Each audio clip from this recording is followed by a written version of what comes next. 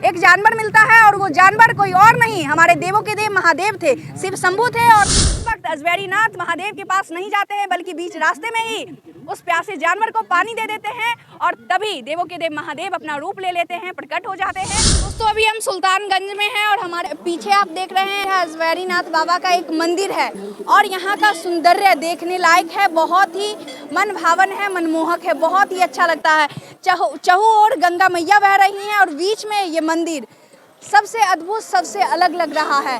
और सावन का महीना शुरू हो गया है, जैसा कि आप सभी जानते हैं। ऐसा माना जाता है कि जो भी भक्त आते हैं गंगा स्नान करते हैं, जल भरते हैं और सबसे पहले अजगैरीनाथ बाबा का दर्शन करते हैं और जलाभिषेक करते हैं। उसके बाद ही यहाँ से जल भर देवघर के लिए प्रस्थान करते हैं। अगर यहाँ पर आने के बाद अजगैरीनाथ का दर्शन आप नहीं कीजिएगा, उनको जलाभिषेक नहीं कीजिएगा तो आपका देवघर जाना विफल रह जाएगा, सफल नहीं हो पाएगा। और पौराणिक कथाओं की माने तो इसके पीछे एक कहानी है, इसके पीछे एक रहस्य है। अजगैरीनाथ इसी गांव के, इसी जगह के रहने वाले थे और वो महादेव के सच्चे भक्त थे, महादेव की भक्ति में लीन थे, डूबे हुए थे। और सावन आते ही हर दिन वो जल लेकर इसी जगह से, इसी गंगा मैया से जल भरकर हर दिन देवघर की ओर प्रस्थान करते थे और महादेव को जल चढ़ाते थे।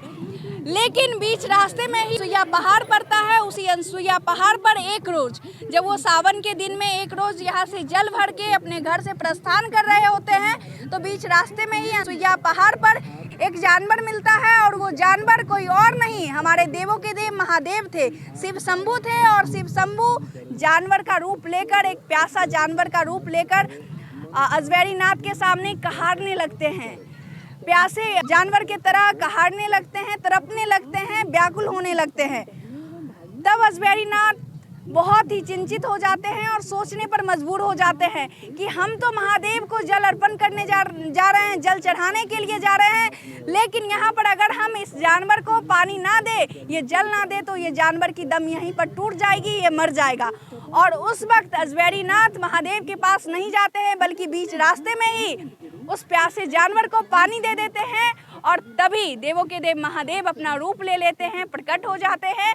और तब अजगैरीनाथ सोचने पर मजबूर हो जाते हैं कि ये कोई और नहीं, जिनके पास हम जा रहे थे वही देवों के देव महादेव थे जो मेरी परीक्षा ले रहे थे। इसलिए तभी से उस भक्त की मंदिर इस जगह पर बना दी गई है और जो भी भक्त, जो भी श्रद्धालु इस धाम में आएंगे, यहाँ पर आएंगे, सबसे पहले अजगैरीनाथ का दर्शन करना होगा और जलाभिषेक करके ही देवघर आप जा सकते हैं, तभी आपकी मनोकामना पूर्ण होगी। और इस धाम को, इस जगह को मनोकामना पूर्ण शिवलिंग कहा जाता है और यहाँ पर आपरूपी साक्षात महादेव प्रकट हुए थे और तभी से यहाँ पर पूजा अर्चना शुरू हो गई थी। ऐसे थे अजगैरीनाथ सच्चे भक्त, महादेव के सच्चे भक्त। बाकी आप बताइएगा, क्या आप इस मंदिर के बारे में पहले से जान रहे थे? सुल्तानगंज में बनाए कि ये मंदिर है जहाँ पर जो भी भक्त सच्चे मन से, सच्ची श्रद्धा से इस जगह पर आते हैं और महादेव को जल अर्पण करते हैं, उनकी मनोकामना अवश्य पूर्ण होती है।